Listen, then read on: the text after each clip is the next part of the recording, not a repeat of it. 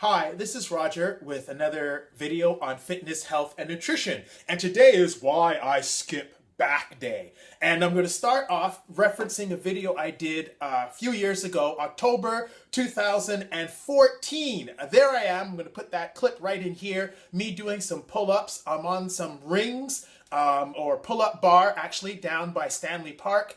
In the video, I was on the pull-up bar. Now I'm on the rings right next to it. I'm doing pull-ups, wearing the same shirt that I'm now wearing a few years later, and I'm enjoying doing my exercises. That video that from 2014 was about cancer prevention, and it talks about how exercise lowers your rate of obesity, can remove body fat, how exercises moderates your use of insulin, and when you have contracting muscles, sugar will be driven into your muscle cells, and you don't need a lot of insulin, and that's really healthy because insulin, continual expression and exposure to insulin can create diabetes and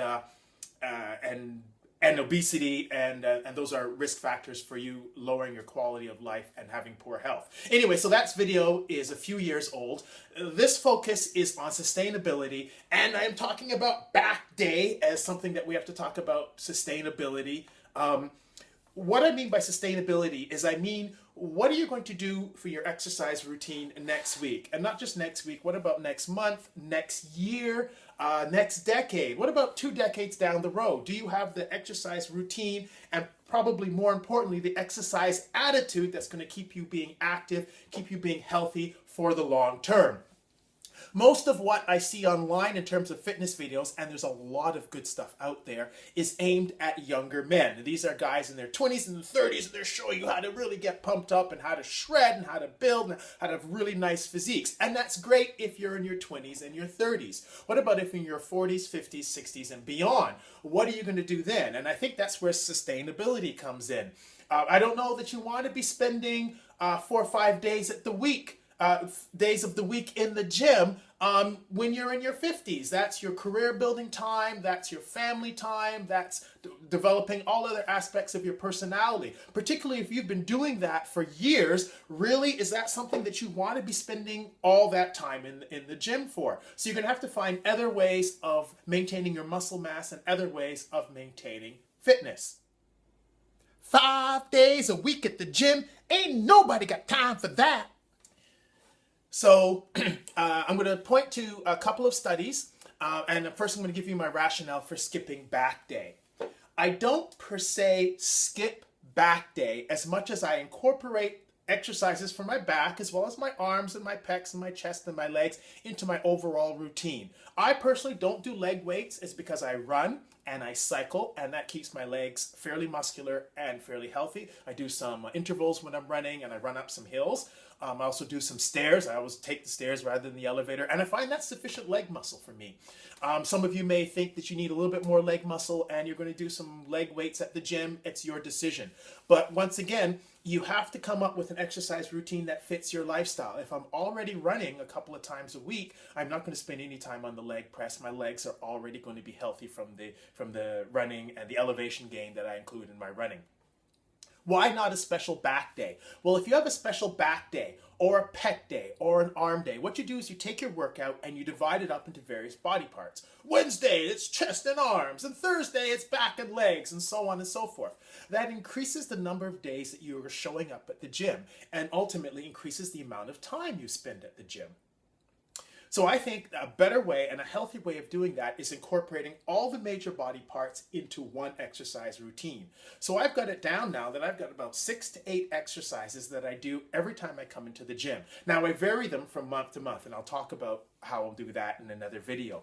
But doing all the major body parts at once means that I hit everything, go to exhaustion, give the growth signal to all the muscles, and then I don't need to be back at the gym for another 2 or 3 days. And that opens up time in my life where I can work on other things like my career and my relationships, etc.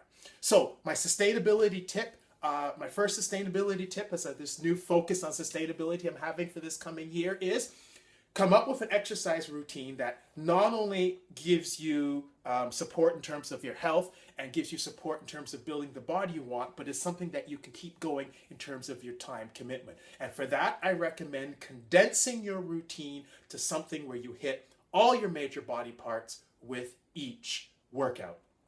All right, some data. Last time I did a video, I talked about protein supplementation, and I've been doing a little bit of research, and I have some links to 3 papers below this video. You can click on them and you can see where I'm getting the scientific evidence for what I'm saying.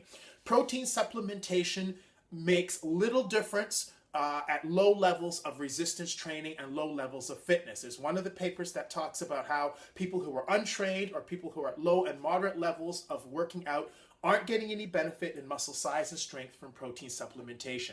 However, those who are at high levels with high intensity, high frequency, and high volume of work are getting a benefit from protein supplementation. In other words, if you're starting out, lay off the protein. And another study compared carbohydrate meals, high carbohydrate meals with high protein meals immediately following a workout, and looking to see if that helped muscle gain. It turns out that overall size and strength was not affected by a change to a carbohydrate meal, heavy meal over a protein heavy meal. However, the single rep max was slightly higher in the group that had the protein over the carbohydrate group. And the link to that is also below the video. Finally, there's a really interesting study that interviewed bodybuilders. And what it asked was, are bodybuilders actually using scientific principles when they're doing the build, shred, and a build and shred that they do to get ready for competition season, or are they simply following things that they've heard and hearsay and sort of like myths? And it turns out that the authors of the study believe that bodybuilders are actually fairly scientific in what they do.